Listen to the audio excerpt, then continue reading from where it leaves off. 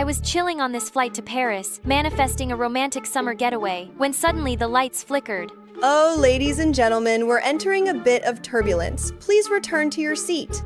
And then everyone started to panic. Some guy started confessing all his sins. And then, yep, we dropped.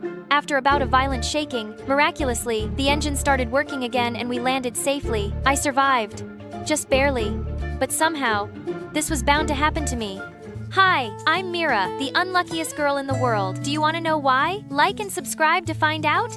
Last time you saw me, Abby, the guy I secretly had a crush on, finally admitted that he liked me too. But right after that, the universe pulled a petty move. Abby got into a summer program in Paris, and we ended up 3,728 miles apart. We promised to keep in touch, but you know how that goes. Texts faded, calls dried up, and I spiraled. What if our summer fling never even got to fling? So I did what any wildly unhinged, overly dramatic teen would do. I booked a one-week trip to Paris with one mission to make us official. But here I was, fresh off a near-death flight, stuck in the crustiest transit airport known to man.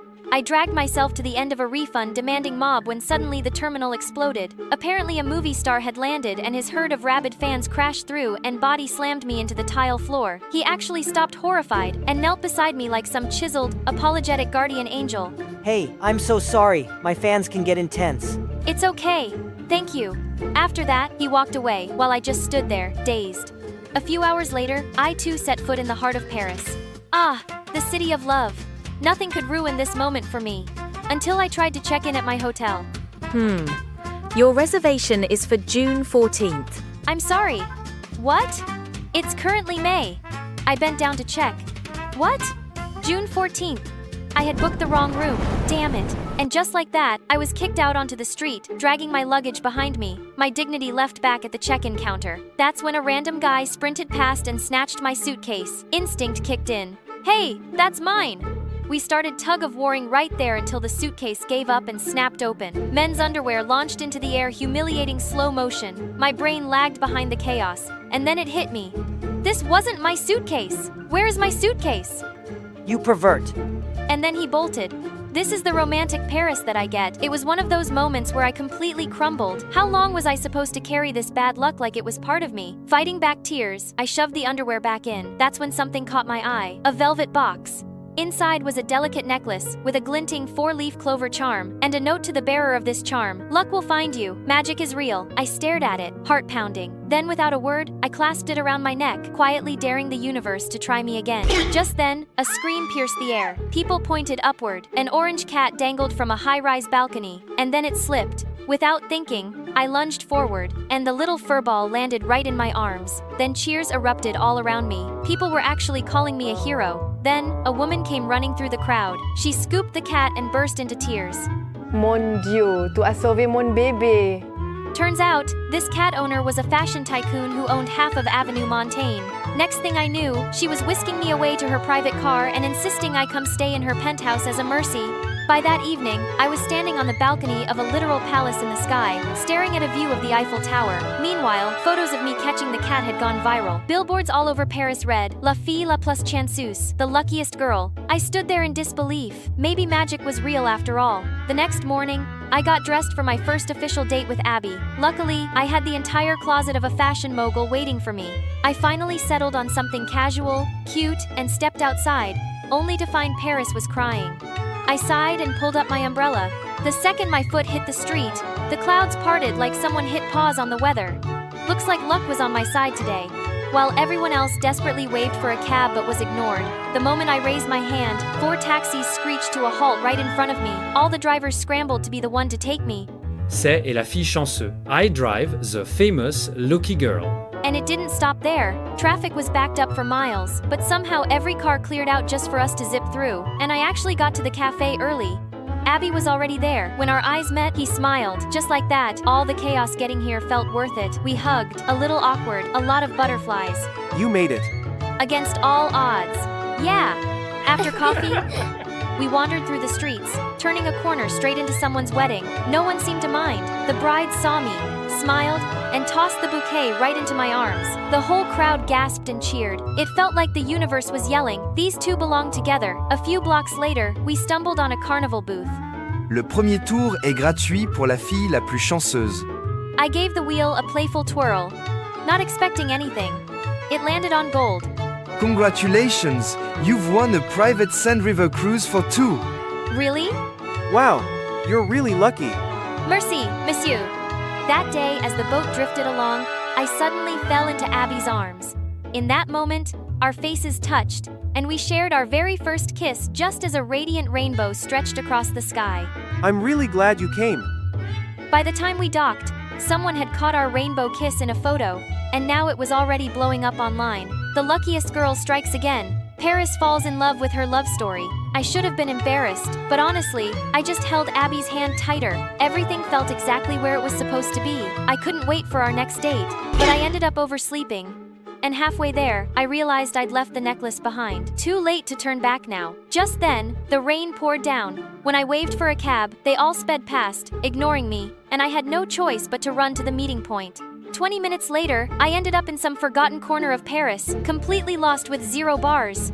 When it finally came back, I had 10 missed calls from Abby. Hey, where are you? I've been trying to call. I can't make it tonight. The dorm saw the photo of us yesterday and caught me out past curfew. I'm grounded until the end of the week. I'm so sorry. I sank onto a bench, everything inside me sinking. After knowing what it felt like to be lucky, I couldn't go back, not when I still hadn't told Abby how I felt. From that moment on, the necklace never left my neck. It wasn't just a lucky charm anymore. I needed it as a part of me. Then came the last day, 8 hours until my flight. I had one shot with Abby, and I planned every second of it.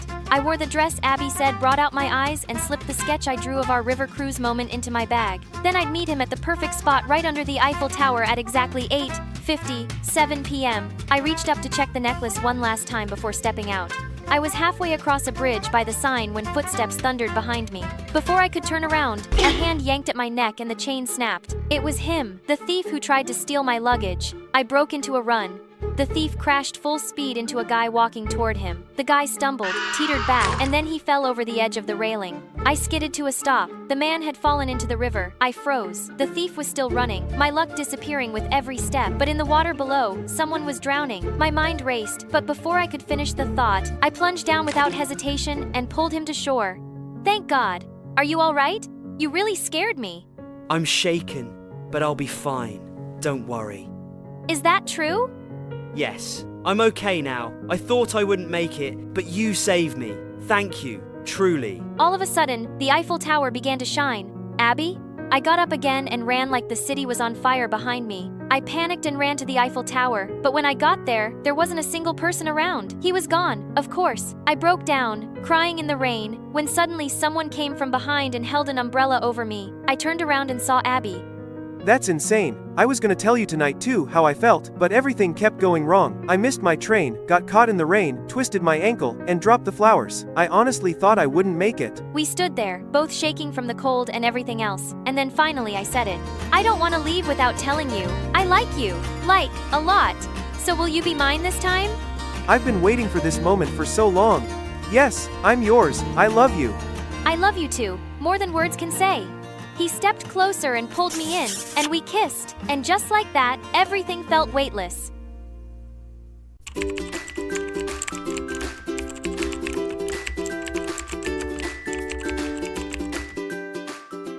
Hi, my name is Zoe. Please like and subscribe. I have no idea where I was born or who my parents really were. All I ever knew was my orphanage and the kids there. But once when I was 5, I saw a magazine in a trash bin and I fished it out. As I flipped the pages, I came across a picture of a beautiful couple. They looked perfect. I was certain my parents looked like that. I cut out the picture and tucked it under my pillow. The next day, a couple came to the orphanage and the head mother took me to meet them. I looked at their faces and remembered the photo in the magazine. Nah, I'm not going with them. And with that, I ran off to hide. Basically, after that, I refused to get adopted till I met a couple of my dreams. By the time I was in 1st grade, most of my friends had left. One night, as I was looking out the window at the stars, I spotted some paint cans and brushes by a wall. I climbed down and started painting on the side of the building. I thought it looked really good, but the next morning I woke up to the head mother's screams. I want everyone downstairs now. As I joined the rest outside, she pointed at my painting. Which one of you brats made this nonsense? Speak up. Just then, a car drove up to the orphanage and I was shocked. It was a beautiful couple, exactly like the one in my picture.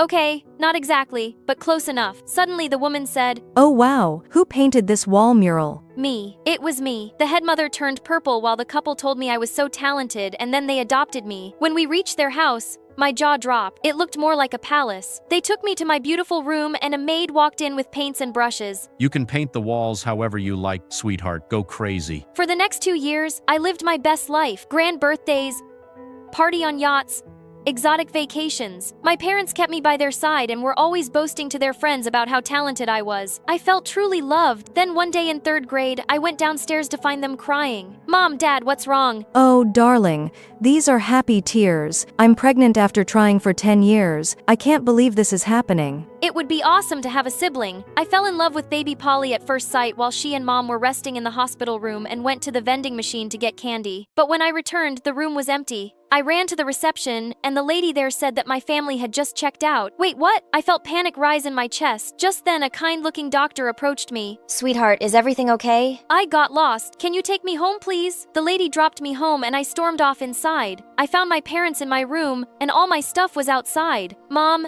Dad, I'm here." Good to know. Why are you announcing it? "Hello, you guys forgot me at the hospital." "No, I didn't. Did you hit your head somewhere? And can you please pick up your stuff?" Turns out my parents had decided to convert my room to Polly's nursery, and I was shifted to the room in the other wing of the house. As Polly grew older, she had my parents wrapped around her little finger.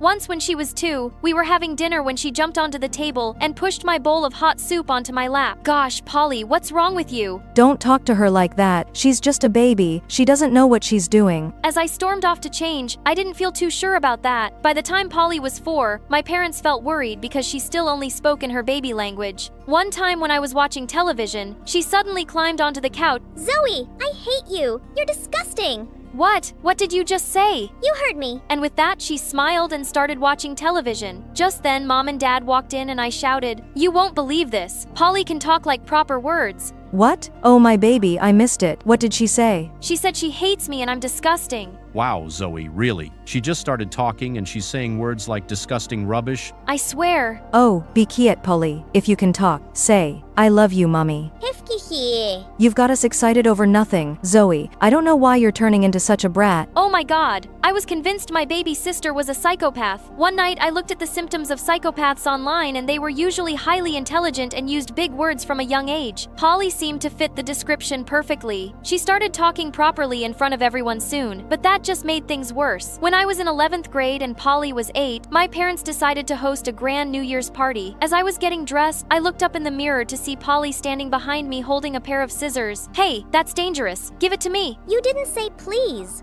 Then she suddenly chopped off the lock of hair. "Oh my god, why'd you do that?" You will see. And suddenly her bottom lips started to quiver and tears welled up in her eyes. Mom, Dad, look like Zoe did. My beautiful curl. This is a treasure.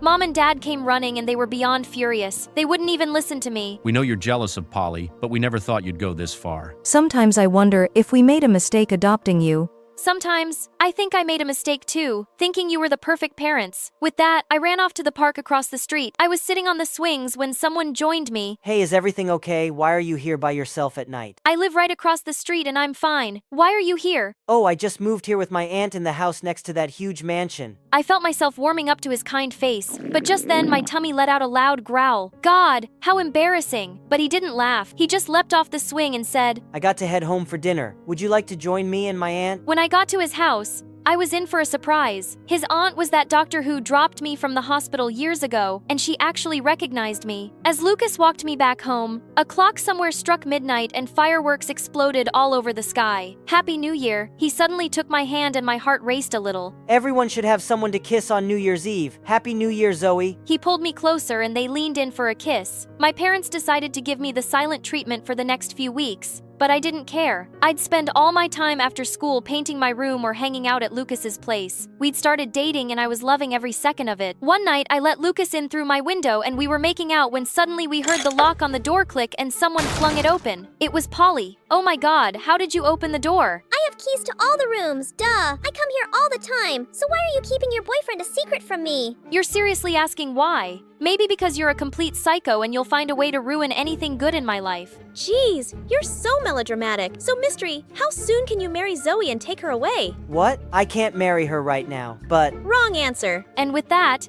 she fled the room. 2 minutes later, my parents burst in to find me sleeping peacefully. Where's the boy? What? What boy? Polly said, you had a boy in your room. While I was sleeping, so I don't know what crazy Polly saw. Go ahead and look. My parents searched my room, and the servants searched the grounds and found nothing. After they finally left, Mystery appeared right after that. That Polly thought she knew everything, but I've been here longer than her. But to my horror, the door flung open again, and my parents and Polly were standing there. How does she even know? All hell broke loose as my parents called over Lucas's aunt and threatened to hand him to the police for breaking in. Please, sir, it won't happen again. You bet it won't. Do you even know who I am? Stay away from my house or you'll regret it. As Lucas's aunt dragged him off, Dad turned to me. You're grounded for eternity. God knows what kind of people your parents were because you seem like a really bad egg. Well, by that logic, your parents must have been big jerks. How dare you talk like that after everything we've done for you? You're just an orphan no one wanted and we saved you from that miserable place. No, you took me because you just wanted a talented child to show off, but since Polly came, you've reminded me every day that I'm not your kid. As I paced around my room furiously, my eyes fell on a stuffed teddy bear on the shelf. It was the only present Polly had given me once, and suddenly I had a realization why. I pulled out the teddy bear's eyes and I saw what I'd suspected. There was a tiny camera behind one of them. Polly had been using it to spy on me. I looked straight into the camera. Polly, you're a creep, but this is the last time you'll mess with me. And with that, I ripped it out and smashed it with my foot. That night I packed my paintings and climbed out the window, leaving the house behind forever, and it felt good. But I didn't go to Lucas and went back to the orphanage. Well, I just knew you'd be back one day. You can stay, but you'll have to earn your keep. I started teaching kids in the orphanage and I felt happier than I had in ages. One day, as I was going to class, a car drove up and I was shocked to see Lucas and his aunt. Lucas ran to me and gave me a bear hug.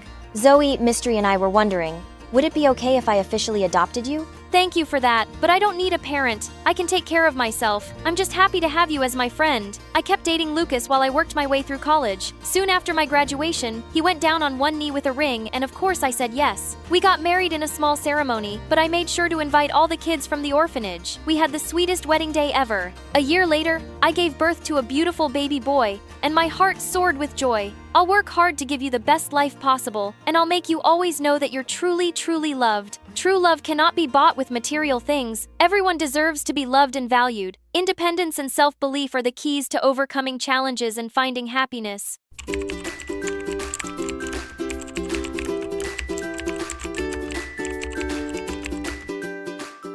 Hi, I'm Emory, and this is my story. But before I continue, please like and subscribe. When I was a kid, my parents always fought a lot. Mom got so fed up that she yanked me out of bed one night and snuck me out the door. Mom, I'm sleepy. I want to go to bed. Shh. Quiet. The next thing you know, we'd moved to a tiny apartment in a strange town, and I hated it. I screamed and cried for Mom to take us back home. Take me back! This is whack! I tried reaching out to my dad, but he was always too busy. That made me sad. But Mom found ways to cheer me up. Eventually, I got used to our new place, and hanging out with Mom was pretty cool. After a while, Mom met someone new. Soon they were married, and we moved into a new house. My stepdad was nice, but his daughter was a witch. Hey Naomi, welcome your new mom and stepsister. Welcome them. You, Dad, they're poor. Why are we keeping them here and feeding them? They're disgusting and gross. Haha, she's just kidding. She's a little shy. She's a sweetheart once you get to know her. Naomi was the worst. She threw ketchup in my face, turned the lights off when I was reading, tossed my clothes out the window, and stole all my toys. I tried to tell my mom what was going on. Hey babe, we're guests here. Naomi is a bit spoiled, but we have to learn to accept her. Thank God Naomi and I didn't go to the same school. Naomi went to an expensive school for brats, and I begged my mom and stepdad to let me stay at my old school. But a few years later, things took a turn. My stepdad's company lost a ton of money and he couldn't keep up with the bills. Girls, money is tight, so we'll have to enroll both of you in public school. Public school? No! Naomi threw the biggest tantrum and refused to eat for a week. Though I caught her sneaking cookies from the kitchen at night. On the first day of school, Naomi acted like a total spoiled brat. Hey everyone! You may see this girl talking to me, but that doesn't mean we're related. She's just our maid. No, she's our maid. No, she's our maid. No, she is our maid. No, she's our maid. Naomi and I fought all the time. We shouted at each other in the hallway, had a food fight in the cafeteria, and one time during science class, we started shoving each other and accidentally hurt the teacher who was trying to separate us. She ended up with a broken nose. The kids thought we were insane. Neither of us had any friends. I mean, I couldn't blame them. Naomi was a crazy witch and I'm cool, but shy and weird and insecure and invisible. So yeah, after weeks of being outcasts, we grew a bit closer. Just a bit. 'Cause we were lonely, and we only had each other. Then one day in first grade, our parents sat us down to give us some news. We're gonna have a baby. Oh really? That's cool! A baby? Why would you go and do a stupid thing like that? The baby came and my parents were so happy. A beautiful little boy. Isn't he precious? Let's call him Sam. I fell in love with Sam immediately, even though he was annoying.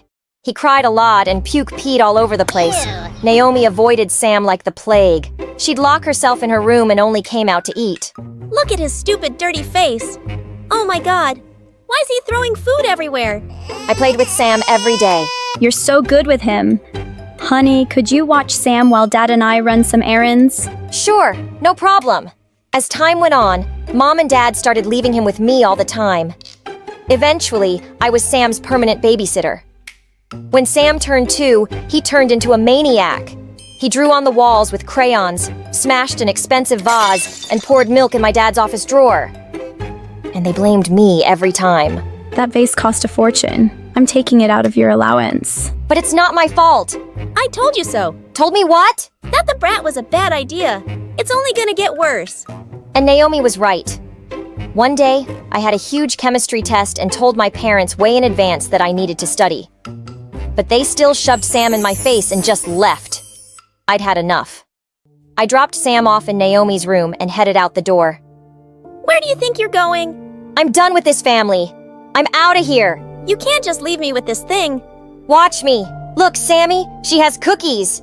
Sam grabbed Naomi and I walked out the door.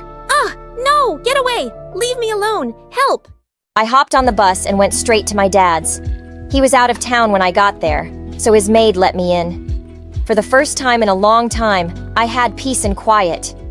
My mom and stepdad freaked out when they found out I'd left, but I refused to come back. In school the next day, Naomi ran up to me looking crazy. I can't take it. Please come back home.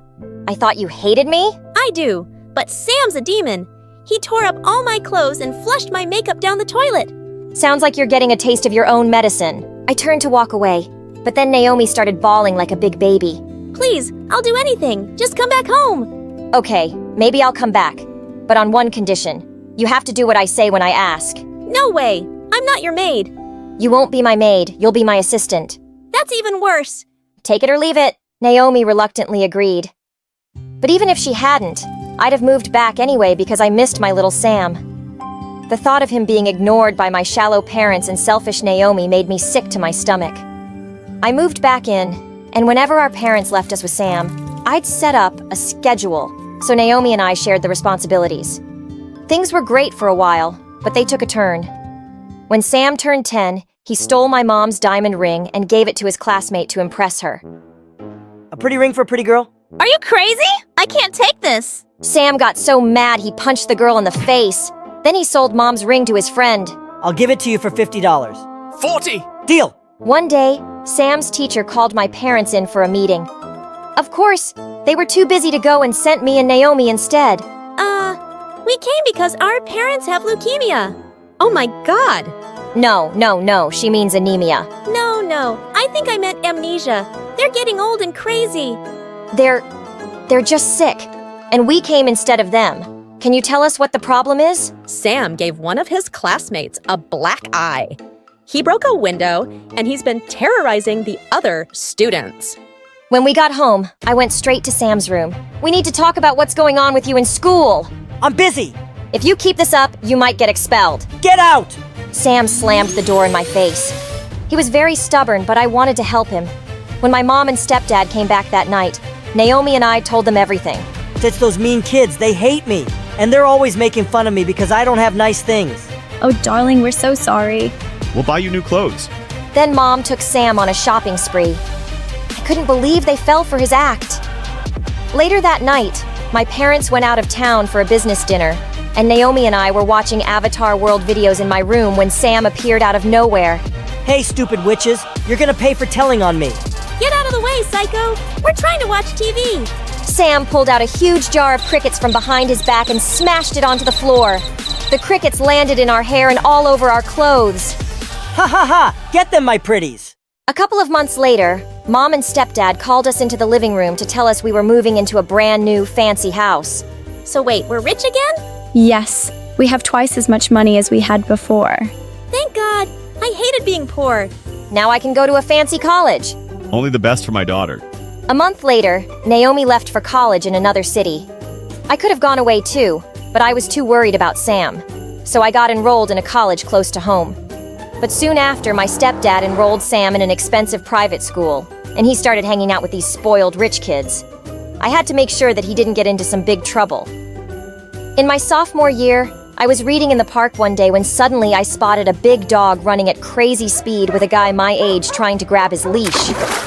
His name was Alex, and he was a senior in my university. I gave him my hoodie, and we ended up talking for a while. I hadn't even realized 2 hours had gone by. Oh shoot, I gotta go. I gotta check in on my little brother. So how? How do I get your hoodie back to you? Maybe I could take you out for dinner tomorrow? Oh, I'm sorry, but with the university and some things at home, I really don't have time to date. Gotcha. Well, here's my number. Just let me know where I can drop it then. He started walking away, and so did I. But a part of me felt like I was doing the wrong thing. Hey, wait! How about a coffee tomorrow? Sounds like a good place to start. Alex and I started dating, and being with him just made me happy. For the first time, it felt like someone was noticing what I needed and was taking care of me. But things at home with Sam just kept getting worse. He was skipping classes and getting detention all the time. And then some creepy guys started coming around the house looking for Sam when my parents weren't home. When I asked him who they were, he just told me to mind my business. Then one night, Sam came home with a bruised face. Are you okay? What's going on? I'm fine, sis. I can take care of myself. Sam, I can't be your babysitter forever. I have a life of my own, and one day I'll just leave. Then leave. My life, my choices. You can't change someone who doesn't want to change. Then he just hugged me and cried. The next morning I tried to talk to him, but he was already gone. I'm worried about Sam. I think something's going on with him. You worry too much, honey. Sam's fine. Have you seen his face? He said he got hurt during football practice. Soon after I graduated, Alex proposed. And I was over the moon! I'd have to move out, but I would only be 10 minutes away from Sam. Not that he seemed to care much either way. And on my wedding day, Sam was nowhere to be found. I kept calling him, but I couldn't get through. And we couldn't postpone the ceremony any longer. I felt so upset that he had missed this. But 2 hours later, I finally got a panicked call from Sam asking me to pick him up from some bad neighborhood. You're not a baby anymore. You just ruined one of the most important days of my life. I've always been there for you, and you couldn't even be there for me, even today. I started to give up hope of fixing him. I was fighting a battle alone, a battle that wasn't mine, and my parents just made things worse. Sam failed high school, but my stepdad paid the school board to give him passing grades. It made me so mad, but I had no say in the matter. Then one day, the company I worked for gave me an amazing job promotion if I moved to California. It was a great opportunity, but I felt unsure. Alex supported me either way, but I tossed and turned all night, thinking about what to do, and finally called Naomi. You've got one life, Emory. You can either live it for Sam or live it for yourself. Sam had started interning at his dad's firm, but I observed him for some weeks and saw that he still had the same kind of friends and was still blowing money and partying the same way. And I finally made my decision. What? You're going to California? That's across the country. I need you here, Emory. No, not really. You only need me around to clean up your messes. But I'm done doing that. Sam, you were right. You can't change someone who doesn't want to change. Emory, please. You're all I have. You've got mom and dad, and they'll take care of you in their own way. You're their kid. I just can't be your parent anymore. But you're my big sister. And I'll always be there for you as that. So when you decide to fix your ways, come and see me, okay? I love you, Sam, but I'm leaving. It's time.